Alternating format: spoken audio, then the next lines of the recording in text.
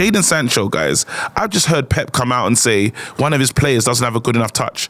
He criticised him, and that's not nice to say. You know what I mean? He's got to work on his touch. That's incredible. So now when all the manager said he hasn't given enough, now all of a sudden it's different though, because your touch isn't your choice. What he's questioning is desire, and that's personal. Can I tell you what I thought about it? Let me tell you what I made of that. I thought, honestly, the manager has every right to express his opinion. So does Sancho. But my problem with it, and why I thought it was out of order from Ten Hag, right? This is why I thought Ten Hag. I'll tell you why. Let me land. Let me land. I need to see this land, boy.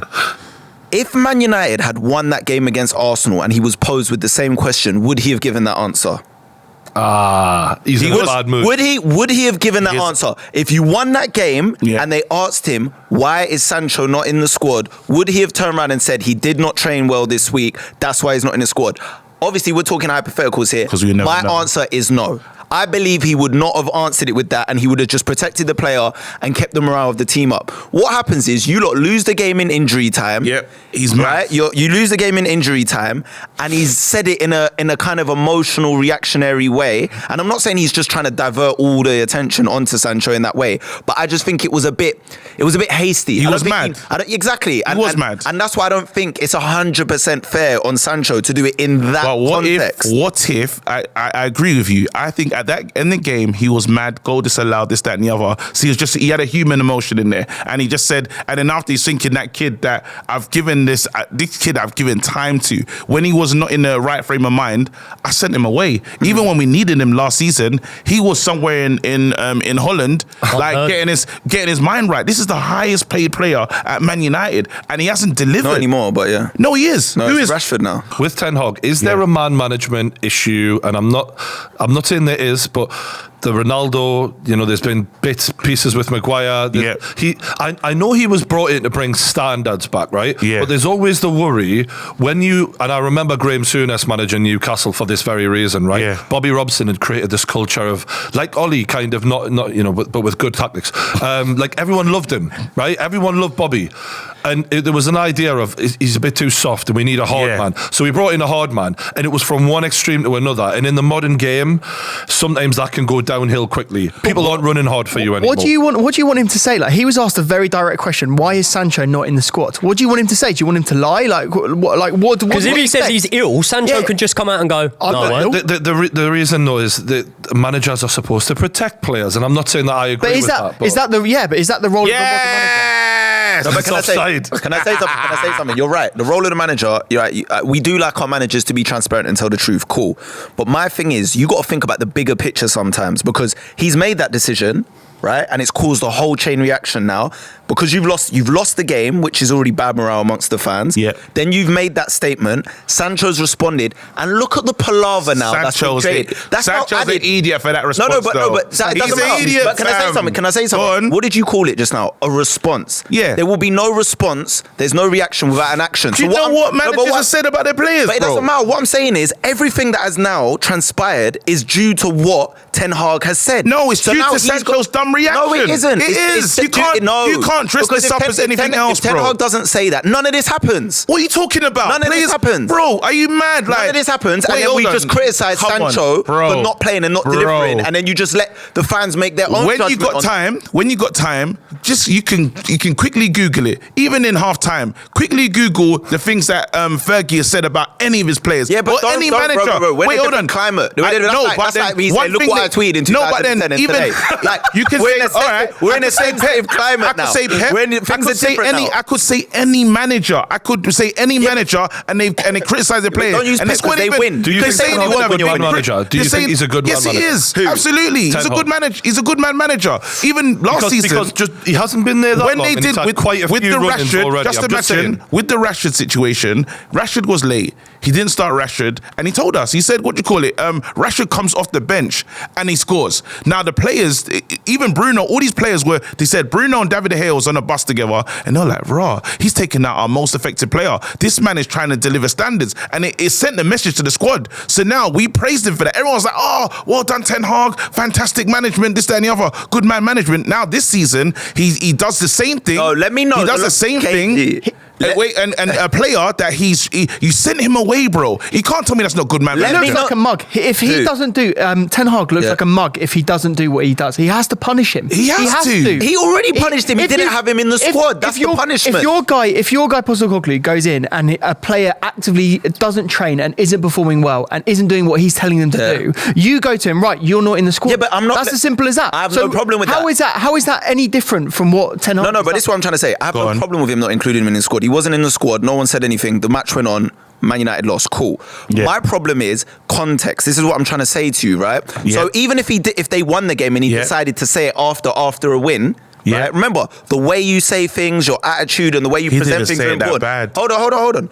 Yeah. You've lost the game. So my thing is, if you won the game and he came out and said it, it's a bit different now, and everyone's kind of looking, now it just looks bad on Sancho. What I'm saying is, where you've lost the game, because players train poorly all the time, at every club. How many times have you heard a manager, after a loss, come out and say, if this player wasn't selected because he hasn't trained well this week? Craig, show me the examples in this moment, has any of you guys seen a wicked Sancho performance?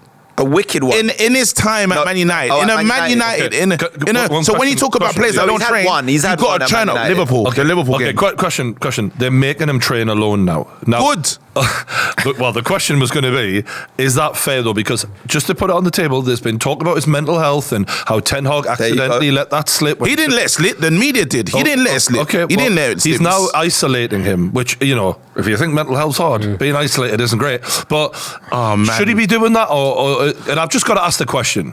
You know what? I can understand if you're not a Man United fan. I get that you hate me right now. Yeah, because I get it. No, because I know if someone's watching this at home, they're like, you little, just shut up. You know what I mean? But then I'll just tell you how one thing I'm going to be is very honest in how I feel about things. You see this? I feel like even mental health now. It's like it's being weaponized, bro. Like as soon as you talk to a player and say that's not good enough, now we got to think about his mental health, bro. You had a tweet up for like the whole of international break. Didn't think to put it down until he was driving back into Carrington. Yeah, it was pinned. He went to York as well, right? Didn't he? Bro, he's doing up like enjoyment. I get international break, live your life, yeah. But the problem is, it's like as soon as I say something to you, I have to mental health, and as soon as you mental health, it's all cards are off there. Like, my mental health. Can I tell you what I would worry about, right? If I was a Man United fan and I was a Man United fan that's very much wanting to back Ten Hag, here's what I would worry about. When Brian sort of said the sacking word there, straight away there was a reaction. But what I would say is this: we look at last season, right? Scott Parker at Bournemouth, he wasn't on a massively bad run of form. He got thumped by Liverpool. What he more did is upset the owners, and when he upset the owners straight away, he was gone, right? I know that Man United fans will not care how the owners feel, but if you are the owners, and you're looking at the situation of the fact that it is perceived that they are giving him the reign over who comes in and out of the club. Yeah. So far, the transfers brought in, for the most part, albeit that some of them still need time to prove themselves, for the most part, haven't looked good that they've brought in. Yeah. Also, when you don't play a player, you devalue him. When you come out and say that player's got a bad attitude, you devalue him. So there's certain areas that, as well as performances on the pitch, there's certain areas that maybe our mind doesn't jump to straight away, where Ten Hag could be really upsetting the Glazers here. Well, if you think about it, they don't care. You're trying to get rid of Jadon Sancho now, right? He's the biggest waste of money, yada, yada, yada. By a manager saying, we don't even want him around the team, you're literally driving the price down to beyond belief. So what do we say to the things about him not being this? And then this is stuff that they said has come before. I didn't even know this about Sancho. Apparently at Dortmund, at Man City, he's been a bad trainer. He's like, they say that they should have done their research. We should have, but it's United. Even remember that guy? Has he got it from the record? Who cares? Hey, there's that guy. United. Remember that guy that broke out of jail, and then you're a devil. Prove it. There's that guy that broke out of jail, and someone said that he might be playing on the right-hand side. He might be playing on the right-hand side for Man United. We'll bring him in. Man United, if you got a sketchy pass, we'll probably bring you in, bro. We need to do the enhanced checks on these players. DBS needs to take. On that. How are the Man United fan base just reacting to the whole Anthony thing? Because it's really like another one. Hey, we're tired. Another one. Hey, we're so tired. It's so crazy. And here's the thing: it's like multiple women coming out, and him now having to go through his WhatsApps, and it's just insane, isn't it? We've never seen it than wins, mate. I didn't know if it was the theatre of dreams or fucking Epstein's Island. This place now. It's a joke, man. We're so tired. One day, we said, can we just have one day? As Man United fans, we just want one day, where nothing. So that's why Brighton was such an important match for us, because it was like, you know what? These last 2 weeks have been horrible. Yeah. It's been shocking. We need just one normal day, 3-1. But everyone, do you know what I meant? We didn't win, but no one was sexually assaulted. That's a dub. That's a dub. 3 o'clock kickoff. I'm checking the scores, and I see Man United down 1-0. I wasn't shocked. Was any of you shocked? That's the worst part about it. Yeah. A lot of us knew, even though Man United were at home, Old Trafford, massive club, that Brighton winning the game. No one was surprised. The only sort of ray of light I could say for Manchester United fans is Højlund actually looks all right. Anyone see Hannibal's reaction when he scored? Yeah. He proper celebrated that goal, you know. It's his first ever Man United goal. No, not for me. He's a young player. Not for me. You're losing the game to Brighton. No, you know you've lost the game. If you score that goal for Chelsea, you're celebrating. Hold on. Let me say one thing. If you're going to celebrate, don't then run backwards. Run straight over to the net, grab the ball, run back, and it's like, right, we're fighting % here. He was happy just to have scored a goal. Bless him. That's all well and good. But at the same time, when we're going on about, is this individuals or is this a team plan at the moment? I personally wouldn't want to see that. I would want to see you going and grabbing that ball or not even celebrating. And you can recount multiple times when teams have been losing. Someone's hit one in and it's like, all right, consolation. Might have been a screamer, but it didn't start a movement either. And that should. And this is the thing, when you talk about what managers are responsible for: momentum, attitude, team spirit. When you look at the way players weren't tracking back at times, were slowly just jogging as if they couldn't be bothered, and then the lack of a fight back, which is something you associate with the Manchester United team, there wasn't that. And we rescued a lot of points from last season. He was bringing on subs, and then they were having an effect on the game. But this season, I can't point to you. And even now, we got Bayern Munich next. I'm terrified. Yeah, we're not doing a show here. We're not. No, but this is the thing.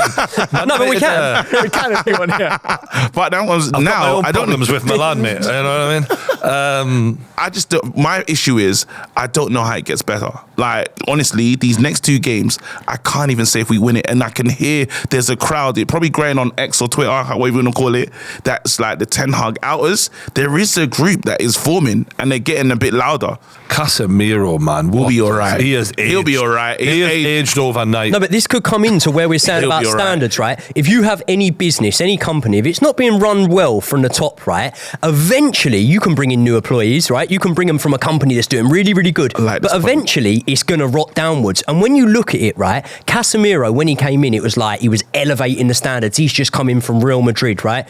Eventually, as time's going on, for me, I'm watching him, his performances are getting lesser and lesser and lesser. And is that like you use this word, is that the rot setting in? We were talking about him being the best DM in the Premier League. He was. Did anyone say that now? He was for 6 months, but now he looks like he's treading on trickle. No, now I think he just needs, and this is when people say we don't have a system, it's not true. We have a system, but everyone has to play their part. And what's happening is people are not doing their jobs. So now I know when he went with a new midfield with Mount and this, that, and in Bruno, you could see he was left alone. Casemiro was doing a job of like the whole midfield. No one was helping him out. And we need the left back, right back, everyone the team has to press together. We have to do these things together. Up 2 DMs that you need, is that the solution? Well, we'll see with Amrabat. He tried the diamond and that was absolutely ripped to shreds by the overlapping fullbacks. Absolutely. I don't think there's any point singling out players right now, man. I think just the whole club, and I mean this in the most politest way possible, just stinks at the moment. Like, off the pitch, on the pitch, the morale at the moment, there's a dark cloud right now with everything that's going on, all of these like